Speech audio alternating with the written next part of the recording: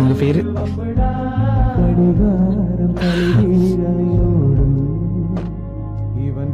ஏங்க பேரு தானேங்க கேட்டேன். நீங்க எதுவுமே பேசாம போறீங்க. நீங்க என்ன உண்மையா? ஆமா, அவளால பேச முடியாது. வாடி போலாம். பாத்தியா, உண்மையை சொன்னோடனே அவனே உண்மையாயிட்டான். எல்லா பயல்களும் இப்படிதான்டி.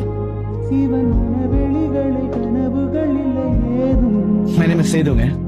சிஸ்டர், மேடம் பேரு? கயல்.